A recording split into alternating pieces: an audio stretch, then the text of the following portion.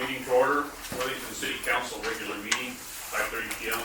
Monday, July 14, 2025.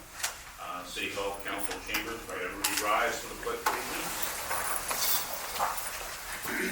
Pledge allegiance to the flag of the United States of America and to the republic for which it stands, one nation, under God, indivisible, with liberty and justice for all. Welcome, everybody. We have one addition to the agenda, which is on D, City Council Business Administration. We have additional bills payable. Move to close the agenda with the addition. Second. We have a motion and a second. Any further discussion? All in favor, say aye. Aye. Opposed, same sign. Motion is carried. Consent agenda. We've got regular City Council meeting minutes of June 23rd, 2025. Planning Commission meeting minutes of July 1st, 2025. Economic Development Authority meeting minutes of June 23rd, 2025. Water Lake Commission meeting minutes of June 16th, 2025. Economic Development Authority meeting minutes of June 19th, 2025. Planning Commission meeting minutes of June 3rd, 2025. Cody Olson meeting minutes of April 29th. Case items, application for exemption from lawful gambling permit, King Turkey Day. Financial statements, general fund statement of revenue and expenditures for the period of January 1st, 2025 to June 30th, 2025. Municipal liquor store income statement for the period of January 1st, 2025 to June 30th, 2025. Olson Park statement of revenue and expenditures and actual for the period of January 1st, 2025 through June 30th, 2025. Fieldhouse statement of revenue and expenditures, budget and actual for the period of January 1st, 2025 through June 30th, 2025, and bills payable. Motion to approve. Second. Okay, motion and second. Any further discussion? All in favor, say aye. Aye. Opposed, same sign. Motion is carried. On to administration, Worthington City Council Ward 1 vacancy appointment. Right, due to the resignation of our Worthington City Council Ward 1 representative Larry Jansen, a City Council subcommittee was established to provide a recommendation for a new representative for Ward 1. 3 eligible applicants were interviewed, and the subcommittee is bringing forward their recommendation for City Council to appoint as the new representative for Ward 1 pursuant to Minnesota Statute 412.02, Subdivision 2A, and Worthington City Charter Section 2.07. The appointee will serve the remainder of Council Member Jansen's current term ending in December of 2026.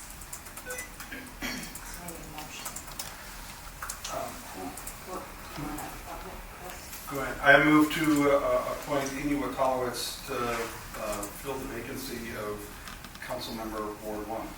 Second. Okay, we have a motion and a second. Any further discussion? All in favor, say aye. Aye. Opposed, same sign. Motion is carried. Okay, Amy, if you'd like to come forward, we'll do the oath.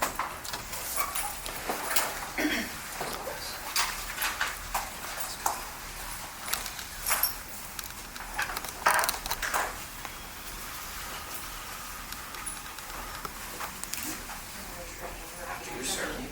I, Amy Wakalowicz, I, Amy Wakalowicz, do solemnly swear or affirm do solemnly swear or affirm that I will support the Constitution of the United States, that I will support the Constitution of the United the States, Constitution of the State of Minnesota, the Constitution of the State of Minnesota, the City Charter, the City Charter, and the Code of the City of Worthington, and the Code of the City of Worthington, and that I will discharge faithfully and that I will discharge faithfully the duties of the office of council member, the duties of the office of council member, Ward 1, Ward 1, in the City of Worthington, in the City of Worthington, County of Knowles, County of the Knowles, State of Minnesota, State of Minnesota, to the best of my judgment and ability. to the best of my judgment and ability. Congratulations.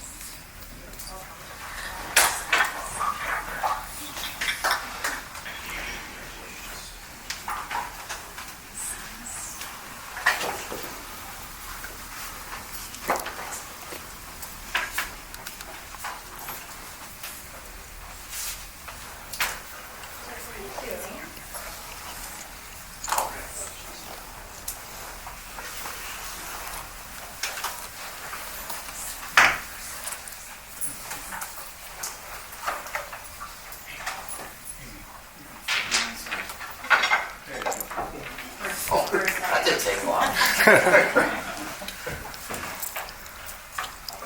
Okay, on to application for a taxi operator license. The Nobles County Joint Powers Transit Authority has authorized that non-exclusive taxi service operators may apply for a license to provide fare-based rides in Worthington upon approval by the Worthington City Council in accordance with City Ordinance Chapter 118. Enclosed as Exhibit 2 is an application from Jonas D. Fischia of My Taxi of Worthington to operate a taxi service in Worthington and the surrounding area. Hours of operation are Monday through Sunday, and it would be a 24-hour service. Mr. Fischia has provided proof of insurance, taxi vehicle inspection report, and an IRS employer identification number.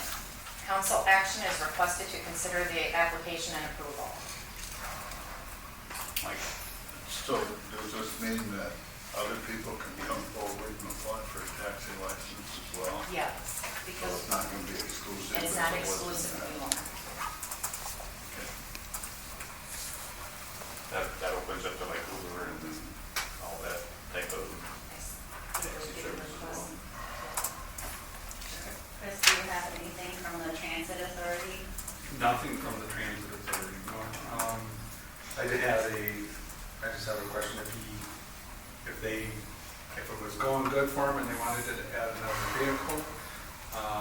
another vehicle, another driver, do they have to come back and apply for additional taxes? That I'm not sure of. Okay. I can find that out. I move to approve the application. Second. Okay, we have a motion and second. Any further discussion? All in favor, say aye. Aye. Opposed, same sign. Motion is carried. Okay, on to second reading proposed ordinance to amend City Code Chapter 117, cannabis business buffer. Pursuant to published notice, this is the time and date set for the second reading of a proposed ordinance to amend City Code Chapter 117, Cannabis Business Buffer. A complete copy of the ordinance was provided in your June 23rd, 2025 council agenda. Council action is requested to give a second reading to the proposed ordinance. And what's that buffer again? 1,000 feet. 1,000 feet in between businesses? Yes. Okay.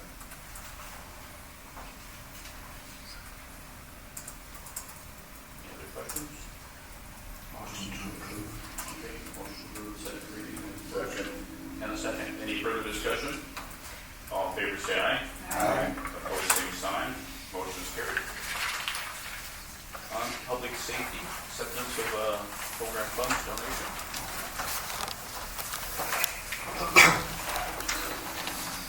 Thank you, Mayor, Council. I'm here tonight on a case item to accept program funds through a donation. The New City Buffet generously donated $500 to the Worthington Police Department to benefit public safety programs. The contribution will be utilized as part of a future public safety equipment purchase. Council action is requested to adopt the resolution shown in Exhibit 1, accepting the $500 donation. Move to approve and accept the donation with a thank you to New City Buffet. Second. Okay, we have a motion and a second. Any further discussion? All in favor, say aye. Aye. Opposed, same sign. Motion is carried. Thank you. Thank you. Community development. All right, good evening, Mayor, Council. The first item on the agenda here is a conditional use permit request for a dispensary at 1300 Humiston Avenue. Freedom Paradise Holdings has requested a conditional use permit to allow for the operation of a cannabis retail dispensary at 1300 Humiston. The applicant plans to combine the vacant middle unit with the adjoining unit on the west side of the building. Pursuant to City Code Chapter 155, Appendix E, Table 5, cannabis retail facilities are permitted by conditional use only in the B3 district, the zoning designation of the subject property. At its July 1st meeting, the City Planning Commission voted unanimously to recommend approval of the requested conditional use permit with the following conditions. 1, the business shall have no signage with flashing or blinking lights, and brightness shall be consistent with surrounding signage. And 2, the business must be in substantial conformance with the floor plan as submitted. If you follow along in your packet, you can see what they based their application on there, including the submitted floor plan and the exhibits. There's a couple of things I think I probably better say here, not only for the benefit of council, but also for the benefit of the public that might be either listening in or read this later. The first is, we've heard comments that there are many people that maybe aren't happy that this industry is coming to the city. And for better or worse, the state has given the city no legal authority to prohibit it entirely in the city. So it is here regardless of whatever the city may think of it. And secondly, I know there's been a lot of concern for the existing business, Jimmy John's, in that location. And as unfortunate as it is that you might lose a business there, at the end of the day, it is up to the landlord to negotiate a lease with their tenant. And it's not really the city's role to manage the leases that are negotiated between tenants and landlords in the city. And as you go into considering this request here, you're essentially considering a conditional use permit from a business that has already signed a lease for this space. There's really no guarantee that Jimmy John's would even stay there if you deny this, nor should that really be a consideration that you give to this tonight. So while we do like to support our existing businesses and things, unfortunately sometimes things just don't work out and leases don't work out between landlords and tenants. So with that, should council concur with the findings of the planning commission, they may approve the request by motion. Any council member voting against the application must state their reasons for doing so for the record. Council action is requested. Amy. So there's no legal recourse for us to say no to this? If you find that there would be significant adverse impacts on the surrounding area or other things of that nature, consistent with any other conditional use permit you've considered in the city, I suppose that would be grounds to deny it if you can lay those out. It's just that, nobody wants to see Jimmy John's closed. I mean, that's a big deal. I know technically we can't take that into consideration. That's a lot of people don't want to see that closed, right? So, you're telling us there's really No, consideration of the existing business, I'll be honest with you, would not be grounds to deny this request today. As unfortunate as it is, I love Jimmy John's as much as anybody else here, so.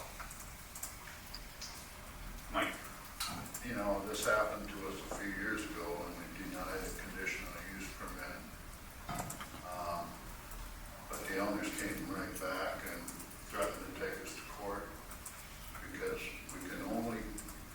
this use is allowed in this zone, and we can only consider the conditional use permit with reasonable restriction. That's all we can consider tonight as a city. Now, having said that, when they do come back for a license that the city has to approve, I have some serious questions and concerns for this business, namely with ownership and that kind of stuff, not necessarily the location we're considering in conditional use permit. Now, having said that, I think we should add another condition to this. I think we should add a camera that is facing to the west parking lot. I think the parking lot, there needs to be cameras that cover the whole parking lot in the business zones. And so there are 2 cameras now, but one's on the entry point, which I can't see would cover the west parking lot. So I would make a motion to add cameras on the west side of the building that tends to cover the whole parking lot. The front one should cover the parking to the north, right? But I think in businesses, I think we should have full camera system on the parking lot. For what specific purposes to the general public? Well, just to monitor activity. But we can't monitor their activity.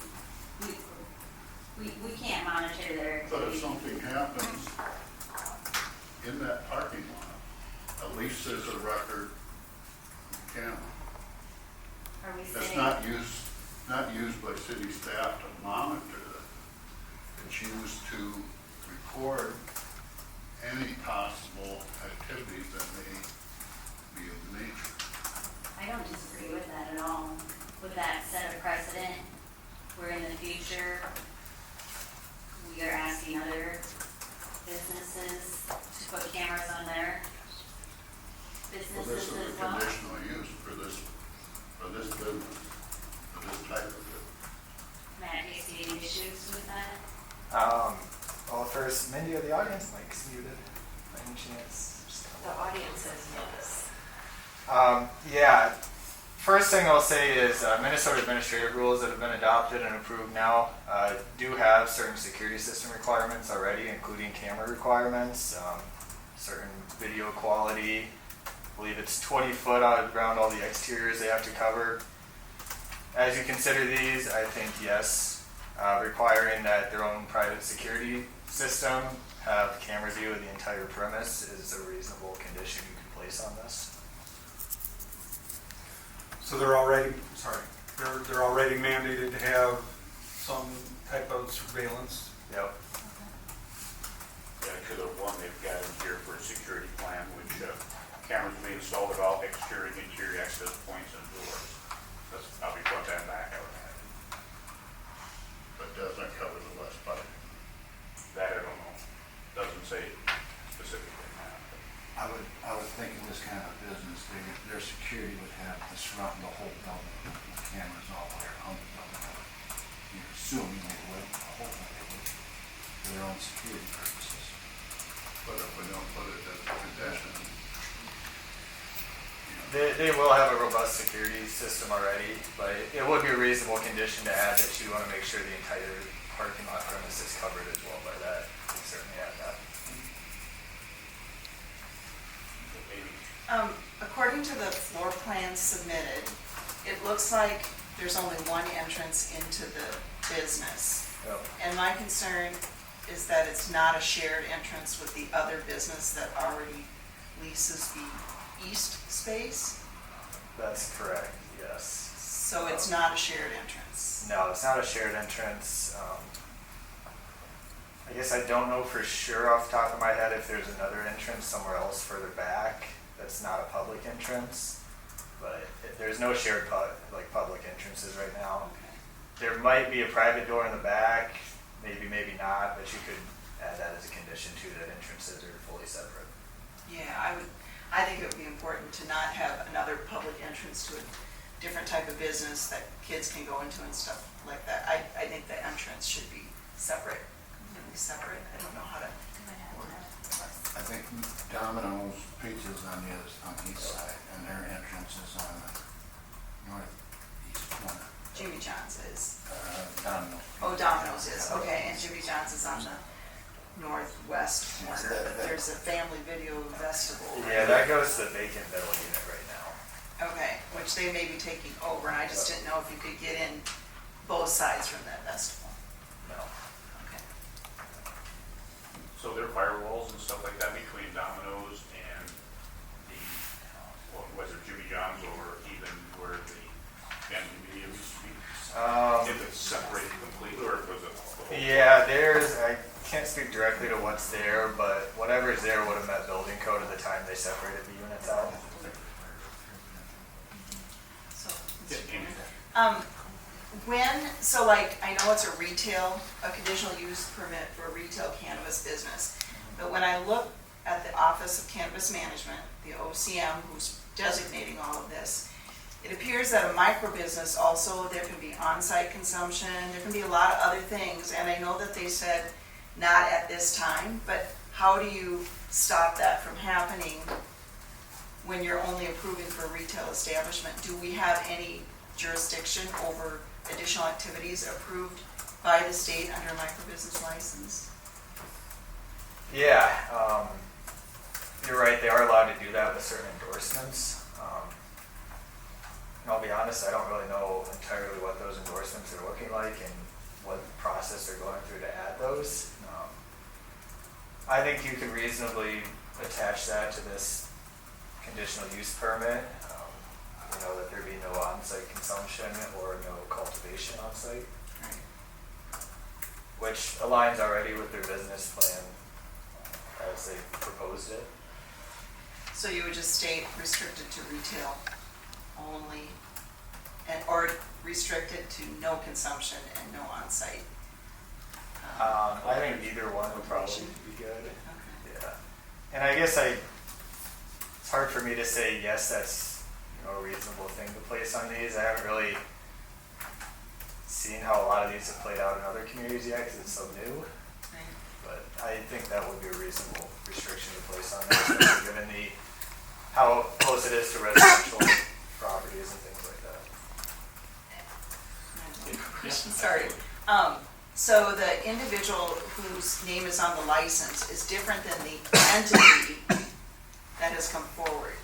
Do we have any, like, I know licenses are not, or registrations are not transferable, but what if somebody sets up a shell and they're 100% owner of that LLC shell, and then they suddenly sell it to somebody completely, or sell ownership interest to somebody completely different? Do we have any? Is that in the registration piece that it's? Yeah, and there's a process in our ordinance now that requires that we be notified of that. Okay. You'll see the ownership change over the years, I'm sure, probably multiple times for dispensaries as they come and go with different owners. I think at the current stage, what's important to note is that the state has processed the application, given them their pre-approval status, and moved them to the state now where they come work with the local government. So regardless of, maybe what your opinions are on the ownership or the structure of entities involved with it, the state has given them pre-approval status and said, welcome to Minnesota.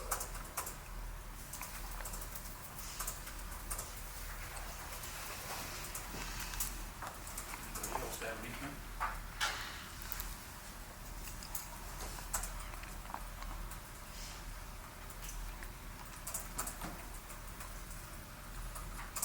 So the staff's opinion that the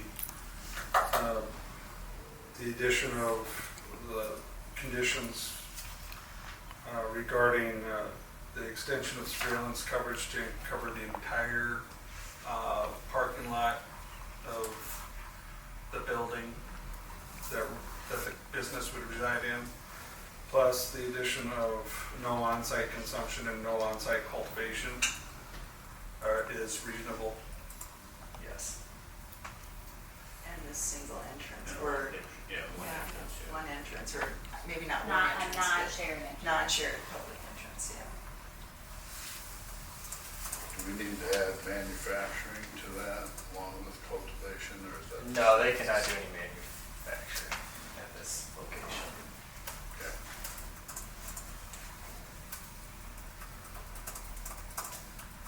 I'd make a motion to approve the conditional use permit of the two additional, I have three. Three, it'd be three. Yep.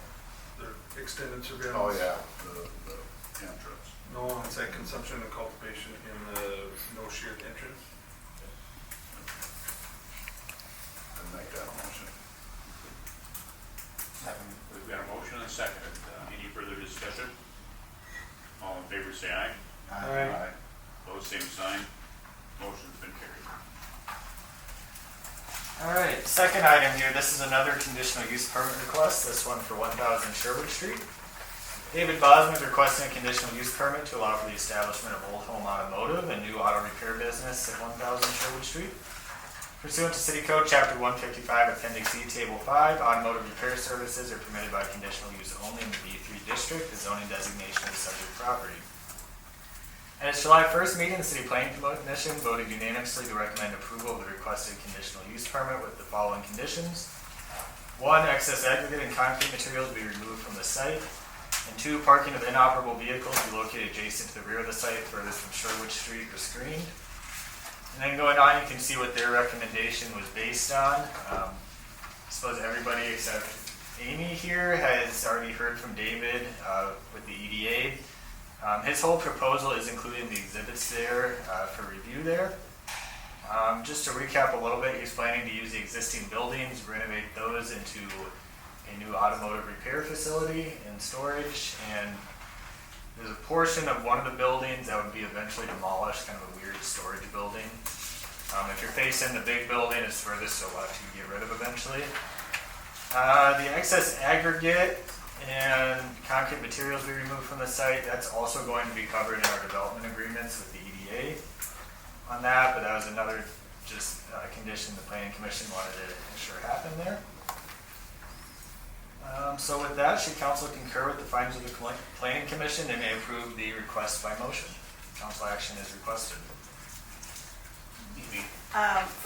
Just as a matter of transparency, I spoke with Steve Robinson about the fact that I am one of the lenders on this project. He did not, because I work for a nonprofit and I stand no gain from it, he did not think it was a conflict of interest, but I just wanted to be transparent that I'm one of the local lenders. So I'm familiar with the project. I'd make a motion to approve the conditional use permit. Second. Okay, we have a motion and seconded. Any further discussion? All in favor, say aye. Aye. Opposed, same sign. Motion's carried. All right, last item, this is a workforce housing application for Haptamu. I apologize for the pronunciation of the name there. They have applied for a forgivable loan through the city's workforce housing program for the eligible developer installed infrastructure improvements installed for the newly constructed house they're purchasing at 2115 Castlewood Drive. The program, adopted in 2008, was created to encourage the construction of affordable housing units within the boundaries of TIF District Number 7 by offering forgivable loans to qualified buyers to essentially pay outstanding assessments and other infrastructure costs attributable to those lots. So TIF 7, if you're not familiar, was those funds primarily go back to infrastructure. This was a program created essentially as a down payment assistance program for qualified buyers, and it covers what was calculated out to be the cost of assessments and infrastructure for each lot in that development. We've approved a number of these spanning many years. This one, I believe, will probably be the last one we'll do since there are other lots out there now. A copy of those program guidelines are provided in Exhibit 3A, and the total amount they're eligible for is $24,701.19 for this lot. Based on the guidelines, a forgivable loan would be structured for 5 years at an interest rate of 5%. Each year the applicant owns and resides in the home, the annual payment is forgiven. After 5 years, it's fully forgiven. Should the applicant move or sell the house during the loan period, they would be responsible for the outstanding loan balance. Staff has reviewed the application and determined the applicant meets the eligibility criteria and are eligible for the forgivable loan.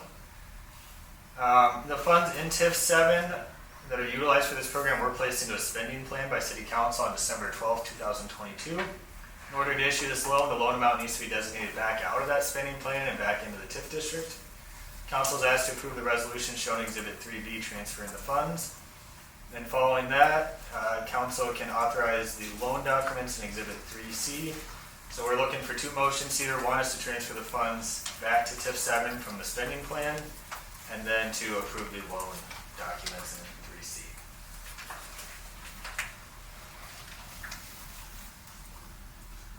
So is this homeowner available of the tax abatement program? This one,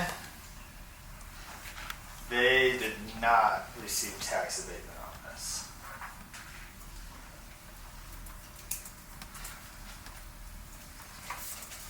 This house built or being built?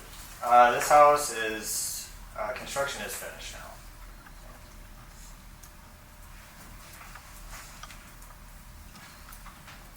These houses, Councilman Cooley, most of these that the Southwest Minnesota Housing Partnership builds are done in a way that they stay in a pattern of affordability, where the housing partnership owns the land, but the home buyer actually owns the home. I can explain that in more detail. It's a really good program they've got going there, but that's why they're not eligible for the tax abatement on top of this. Motion to transfer the funds. Second. Okay, we have a motion and seconded. Any further discussion? All in favor, say aye. Aye. Opposed, same sign.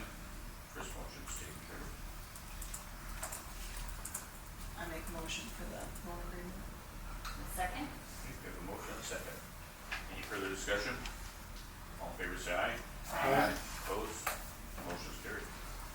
Thank you, everyone. Okay, Jeff, thank you. Okay, on to, council committee reports. I have nothing. I had a welcome 5 minutes for the International Festival. Looks like it turned out quite well anyways.